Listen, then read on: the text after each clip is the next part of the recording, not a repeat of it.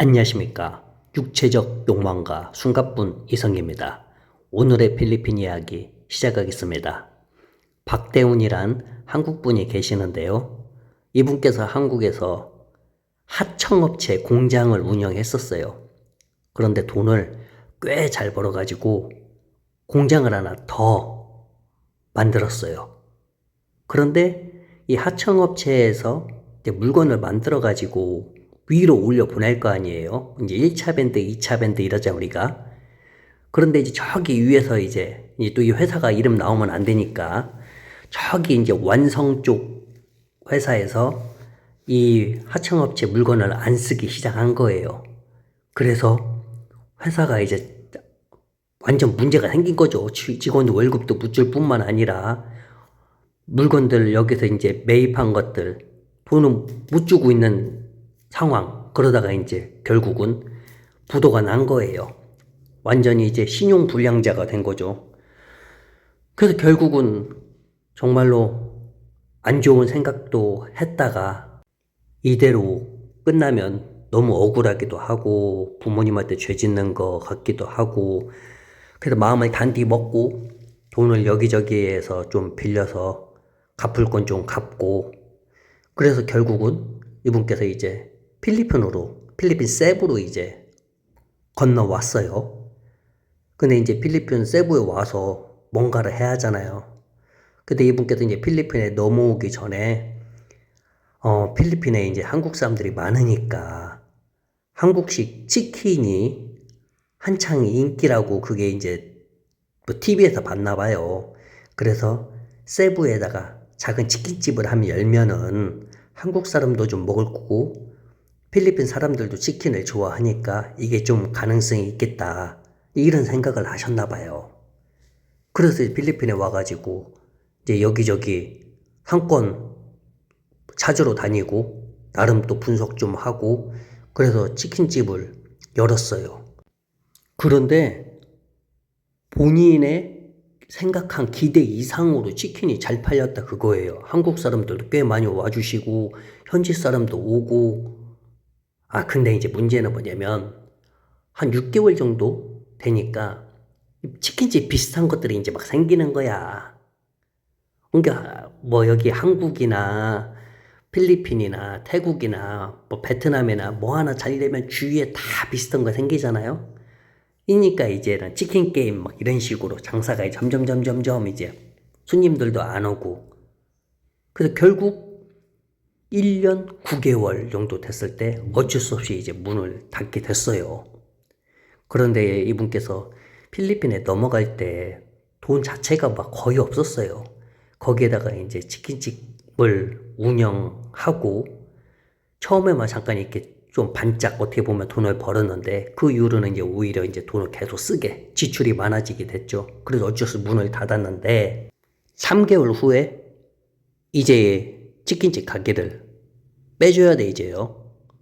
기간이 3개월밖에 안 남았어요. 그래서 이제 방에 누워가지고 이제는 뭐 할까 이제 한국에 돌아갈 수도 없고 그런 고민을 하던 찰나에 치킨집이 이제 바깥에 문소리가 나는 거예요. 그래도 봤더니 자기 이제 직원이야. 로사야. 근데 이 여자 직원이요. 25살인데 치킨집을 열었을 때 끝까지 남아주던 유일한 주방 겸 카운터 직원이었는데 가게가 망해가지고 2달치 월급을 못 주고 있는 상황이었어요. 그런데 이제 그 로사가 그 이 책상 위에다가 노트 한 권을 딱 내려놓는 거예요.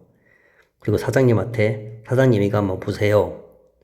그래서 그 노트를 열어봤는데 한쪽에는 자기가 못 받은 월급 자기가 못 받은 그 월급 계산해 놓은 거하고 오른쪽에는 영수증인데 그걸 보니까 캔커피, 담배, 술 막 이런 게 써 있는 거예요. 그러면서 이 로사가 사장님한테 말해요. 이건 사장님의 매일 쓸데없이 맨날 먹은 캔커피하고 담배, 그다음에 술 그런 영수증이라고 내 월급 줄 돈은 없고 맨날 이거 이렇게 필요 없는 데다가 돈 쓰고 너무 이제 부끄러워서 자괴감에 들어 고개를 들 수 없을 정도였죠. 그래서 말했죠. 미안하다, 로사야. 근데 이제 진짜 사장님이 알거지가 됐다. 너 그때 줄 돈도 없고, 사장님이 이제 한국 돌아갈 비행기 값도 없다.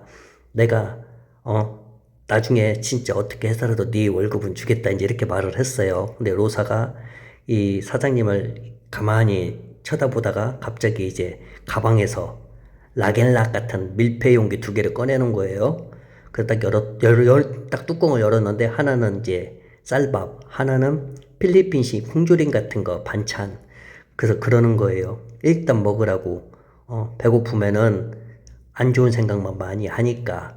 근데 이 노사가요, 엄청난 자린고비래요. 25이라는 이 젊은 나이인데도 과자 한 봉지, 음료수 한 병 사먹는 법이 없었고, 늘 집에서 싸운 그 도시락 있죠? 그거 갖고 와서 그거 먹을 정도였어요. 원래는 직원이 한 명 더 있었는데, 치킨집에, 걔는 항상 바깥에 나가서 뭐 먹고 오고 그랬는데, 로사는 정말 이런 자린고비가 없었대요. 그래서 이제 로사가 싸온 밥을 먹고 있는데, 로사가 그러는 거예요. 사장님, 지금 방에 있는 거 이거밖에 없죠? 그래서, 했더니, 이제 여기 치킨집 방 빼줘야 하니까 자기 따라오라고 자기가 방 소개시켜준다고. 그래서 밥을 먹고 노사를 따라갔어요. 근데 자기 집으로 데려가는 거예요. 자기 집에 방 하나가 빈대요. 근데 이게 무슨 방이냐면은 남동생 방이에요. 근데 남동생이 다른 곳으로 일을 하러 갔어요. 그냥 방이 비니까 여기서 살으라고, 내가 방세는 안 받는다고, 다 나중에 내 월급은 챙겨주라고 사장님이 다시 제기를 해가지고, 그리고 벽에다가 종이 한 장을 붙였대요. 담배, 술, 길거리 캔커피 절대 금지, 그리고 아침 6시 기상, 이렇게 써가지고 벽에다 딱 붙여놓은 거예요. 그러면서 자기가 이제 사장님 채권자다, 밀린 월급 다 갚을 때까지 여기서 재기할, 다시 일어날 계획을 짜라. 그때부터 46 알거지 한국 아저씨와 25 아주 그냥 지독한 자린고비 필리핀 여자의 기묘한 동거가 이제 시작이 된 거예요. 근데 진짜 로사의 알뜰함은 정말 혀를 내두를 정도래요. 시장에서 장을 볼 때 1페소를 깎으려고 하고, 진짜 저녁에는 전기세 아끼려고 불을 무조건 끄고 있고, 돈을 빨리 벌어야 하기 때문에 로사는 낮에 다른 식당 직원으로 재취업해가지고 돈을 벌었고, 이 한국 분께서는 집에서 밥을 하고 빨래를 하며 로사의 생활 방식에 이제 적응을 해가고 있었던 거예요. 처음엔 좀 자존심도 상하고 좀 부끄러웠지만, 나중에 알고 보니까 이 로사가 이 월급을 받아가지고 조금 자기를 위해서, 왜냐면 이제 한국분이 돈이 없잖아요. 그러니까 나중에 비자 연장비 있잖아요. 그것을 로사가 이제 돈을 조금 따로 빼놓는 거야. 이 한국분을 위해서. 그러니까 자기한테 이렇게 잘해줄 필요는 없잖아요. 그래서 이제 물어봤나 봐요. 너 왜 나한테 이렇게 잘해주냐? 이제 내가 너 월급도 못 줬는데, 그 다음에 내가 여기서 공짜로 살고 있는데 너 집에서. 그러니까 로사가 그런 말을 하는 거예요. 예전에 치킨집 시작하고 얼마 되지도 않았을 때 자기 남동생이 이 농구하다가 내려오면서 넘어졌는데, 이 바닥에 있는 어떤 철사 같은 거, 철에 이 무릎이 이렇게 딱 찔렸나 봐요.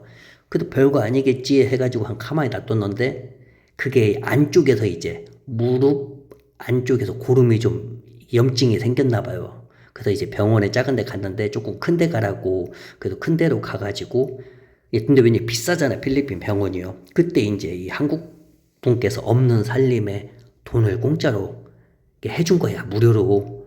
그래서 솔직히 뭐 다른 사람이라면 야 내가 돈 빌려주기 나중에 돈 갚어 이렇게 할 수도 있는데, 직원 복리 후생차 이런 식으로 직원의 가족이니까 한마디로 자기 사비로 해준 거죠. 그걸 못 잊고 있었던 거야, 여자애가. 너무 고마워가지고. 그 얘기를 해준 거죠. 그러면서 사장님은 장사는 말 안 먹었지만 사람은 따뜻하다고, 망한 건 가게지 사장님이 아니라고 그 말을 하니까 이제 우리 사장님 눈에서 양 차마도 눈물이 터져 나온 거예요. 한국에서도 필리핀에서도 사업이 망하자 사실 많은 사람들이 자기를 이렇게 손가락질 하는 것 같았는데 이 어린 여자 직원 하나만이 이 본인의 가치를 좀 알아봐 준 것 같은 그런 거 있잖아요. 그래서 둘이 거기서 서로 그냥 손을 맞잡고 울고 서로 파이팅을 해주고 거기서 이제 엄청나게 사랑이 확 커진 것 같아요.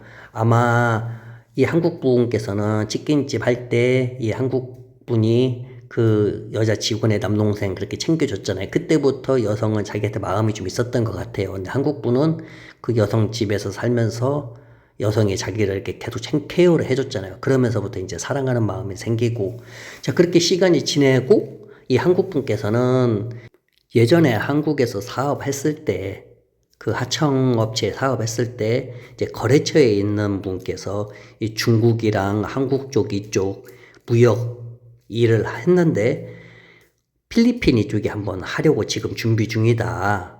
혹시 괜찮으면 같이 할 생각이 있냐 해가지고, 거의 뭐 동업자 관계는 아니고 그래도 약간 직원이면서 나름 어느 정도 지분을 좀 이렇게 챙겨주는 그런 식으로 한 거예요.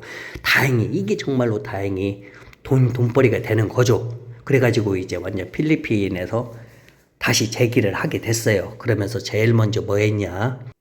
로사에게 이제 마음을 고백했죠. 로사, 나 이제 거지 아니다.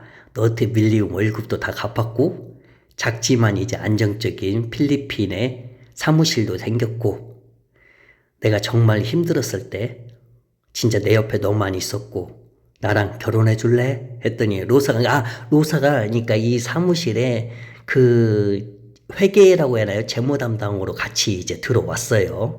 그러면서 이제 로사가 장부를 딱 덮으면서 살짝 미소를 지으면서 오케이 그랬대요. 그래서 세부의 아주 작은 예배당에서, 한국에서 이제 부모님하고 가족하고 또 이제 로사 쪽, 또 가족, 그 다음에 로사 쪽 친구들 이렇게 불러가지고 아주 조촐하게 이제 결혼을 했대요. 결혼 후에도 이 로사의 자린고비 정신은 변함이 없대요. 여전히 장을 볼 때마다 1페소를 또 깎으려고 그렇게 노력을 하고, 그런데 좀 달라진 것은 이 한국분 나이 차이가 많이 나잖아요. 이 한국분의 건강을 위해서 좋은 음식, 그 다음에 한국분을 위한 이 옷 있잖아요. 이런 데에는 또 돈을 또 아끼지 않는데요. 한국분은 인생의 가장 어두운 바닥에서 만난 자린고비 여자 직원, 그녀는 자신의 이 찌그러진 인생 장부에 가장 따뜻한 구제라는 단어를 적어준 인생의 진짜 구원자라고 말을 하네요. 참 따뜻한 이야기, 좋은 사연 이렇게 또 전합니다. 그리고 댓글에 좋은 말씀 남겨주신 진웅님하고 기둥서방님 너무 감사드립니다. 자, 그럼 또 다른 이야기로 찾아뵙겠습니다. 안녕히 계세요.